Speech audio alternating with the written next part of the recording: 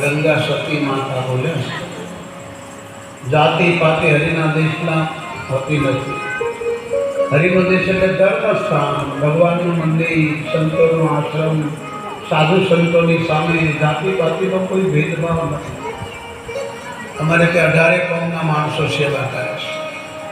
અમે લોકો જાતિ પાતિને નથી માનતા। અમારા માટે કોઈ સોટી જાતિ નથી। બતાવ્યા જે બીજાને સોટી જાતિ સમજે, બીજાને હલકો સમજે, પોતે હલકો હોય તો બીજાને હલકો સમજે।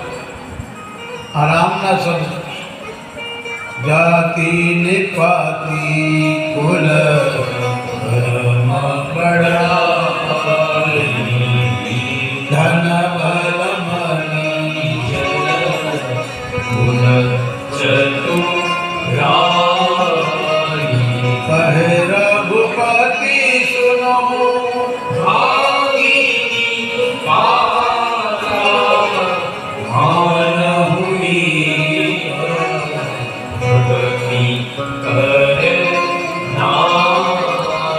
भगवान बोला છે રામ જાતિ પાતિ તો મૂર્ખા લોકો માનતા। આ જાતિનો રામ કે તમે બનાવી છે। ભગવાન કે મેં ભગવાને વર્ણ બનાવ્યો છે। બ્રાહ્મણની દીકરી બ્રાહ્મણના જ ઘરમાં જાય, તેના ઘરે બ્રાહ્મણનો બાળક જન્મે, વેદ પાઠ કરે, શાસ્ત્રો ભણે, સમાજને જગાડે, કારણ કે જગતનો ગુરુ છે।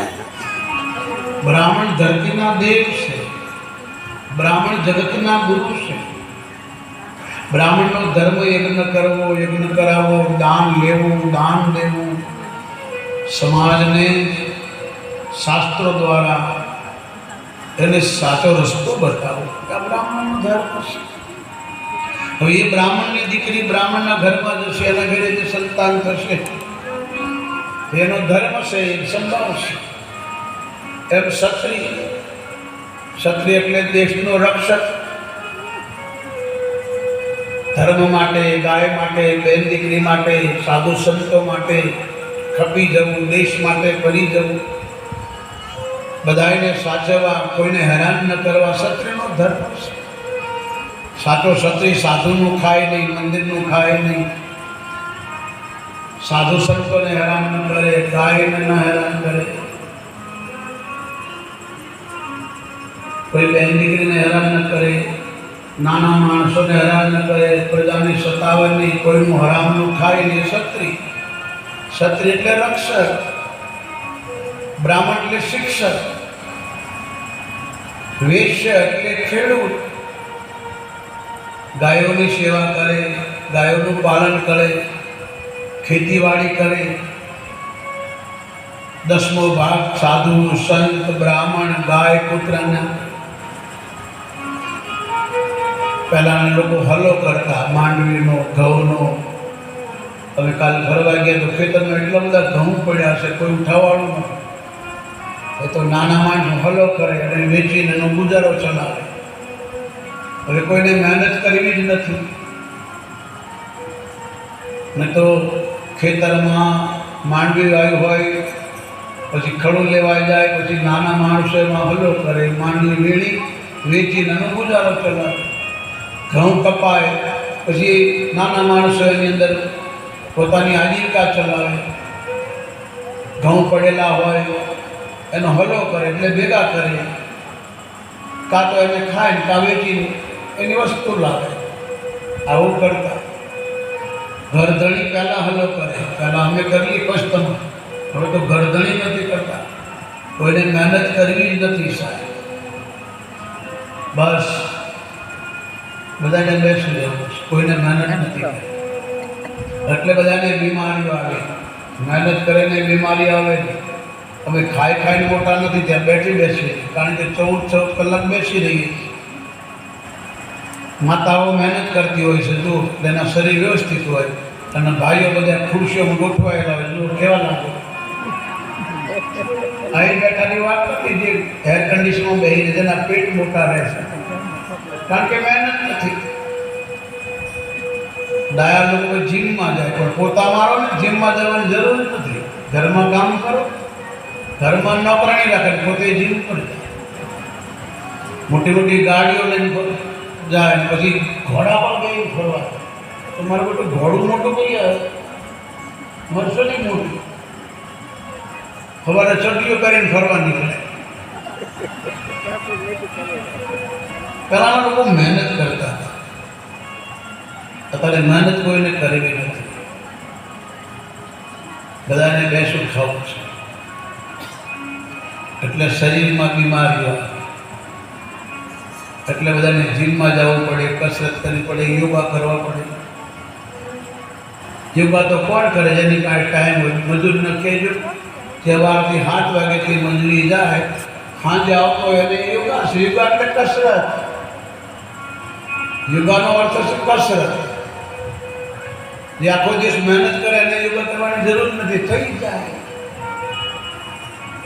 યોગા અલગ છે, યોગ અલગ છે. યોગ એટલે ભગવાન સાથે સહયોગ કરવો, ભગવાનને મળવા માટે આસન, એક આસને બેસવું, નિયમ યમ વિયમ આસન, ધ્યાન, ધારણા, પછી સમાધિ, પ્રાણાયામ, એને કહેશે યોગ. યોગા એટલે કસરત કરવી. મયુર આસન ને, સર્પ આસન ને, ઘોડા આસન ને, એ તો બધું આપણે અનેક જન્મથી કરતા આવ્યા. રામકૃષ્ણ પરમહંસ નદી કિનારે બેઠા, એક બહુ મોટા સિદ્ધ ત્યાંથી આવ્યા, પાણી ઉપર ચાલી. રામકૃષ્ણ પરમહંસને કહેવા લાગ્યા, જો તમે મહાકાળી સાથે વાત કરો છો, તમે વિવેકાનંદજીના ગુરુ છો, પણ મારી ઘરે પાણીમાં ચાલી શકો? ના. કેમ? કે મેં 40 વર્ષ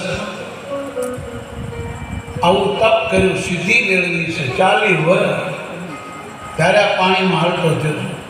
તમે એક જણો નાવમાંથી ઉતરી, રામકૃષ્ણ પરમહંસને દૂધ આપ્યું, રામકૃષ્ણ પરમહંસ 4 આના 25 પૈસા આપ્યા. એ ટાઈમે 25 પૈસા ચાલતા.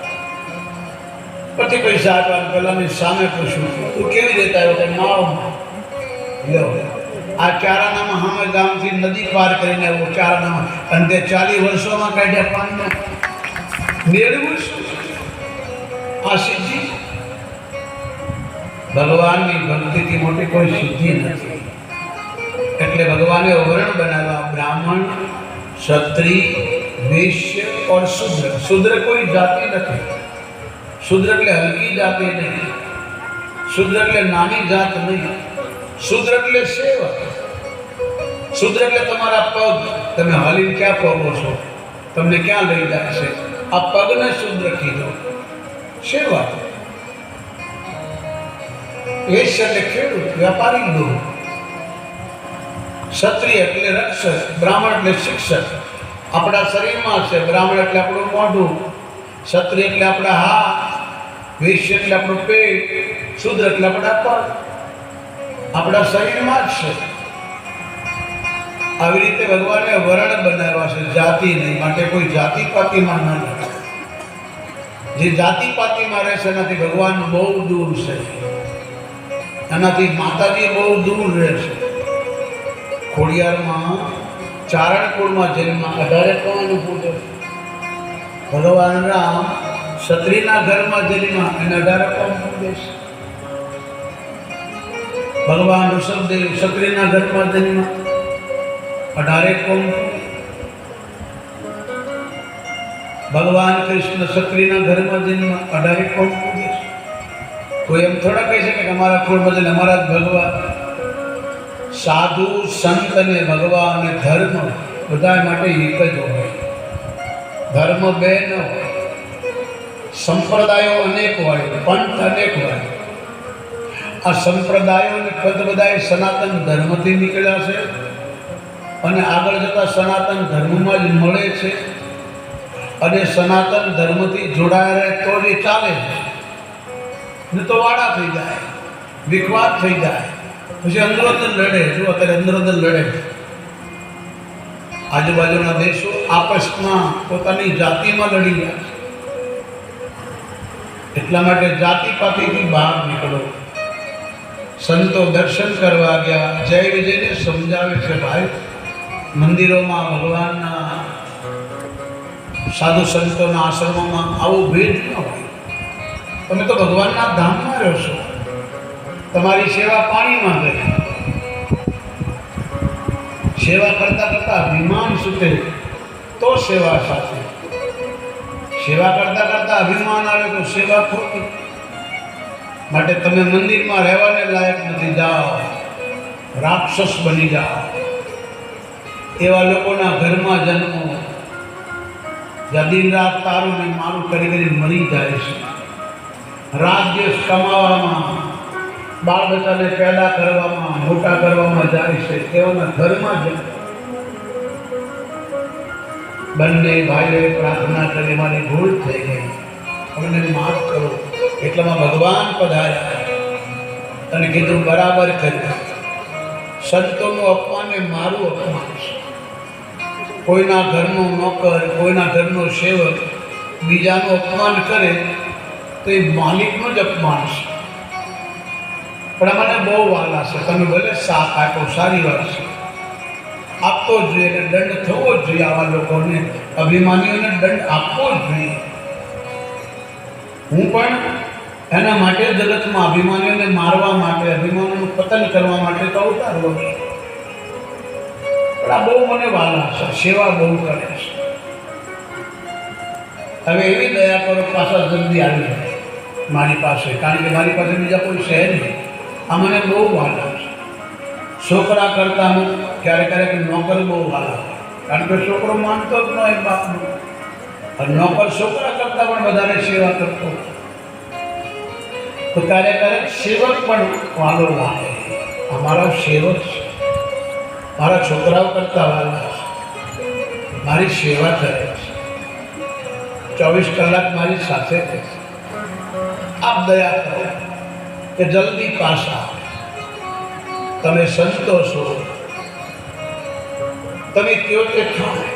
મારા સંતો બોલે કે મારે કરવું પડે. તો ભગવાન ચાહતા તો એનો શાપ મટાવી શકતા, પણ કીધું નહીં, એણે અપરાધ કર્યો છે ને દંડ મળવો જોઈએ. એમાં ભેદ કેમ આવ્યો? આ નાનો માણસ છે, આ હલકો માણસ છે, આ નાની જાતિનો માણસ. આવો ભેદ આવે ને પતન થાય. એટલા માટે આ કથામાંથી શીખવાનું, અભિમાન ન કરો.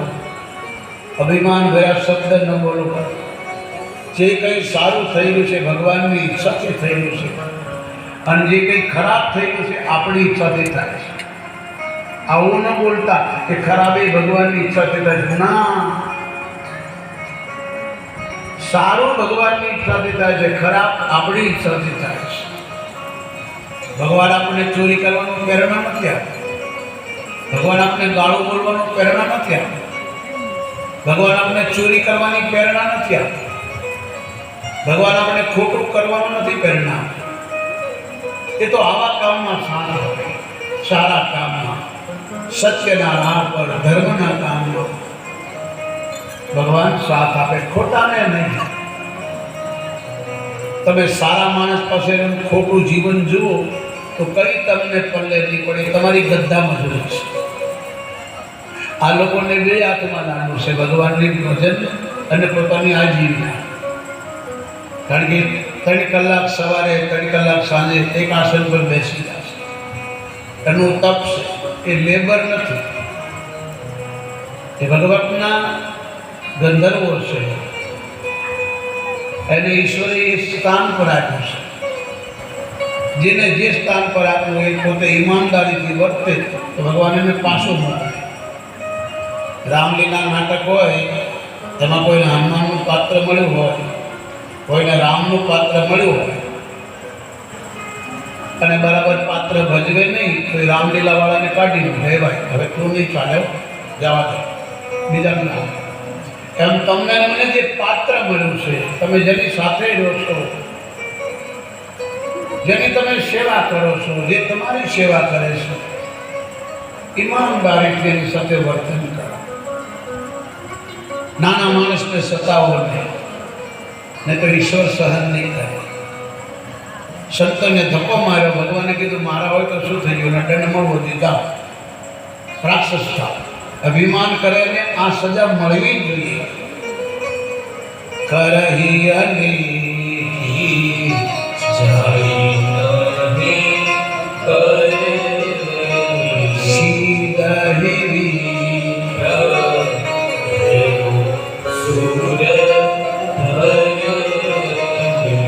बढ़ जाए अधर्म असुर अभिमानी. આ મહાદેવ બોલ્યા પાર્વતી આવા અભિમાનીઓને દંડ મળવો જોઈએ. અભિમાની લોકો ધર્મના કામ બગાડે, કોઈના કામ બગાડે, કોઈને નડે,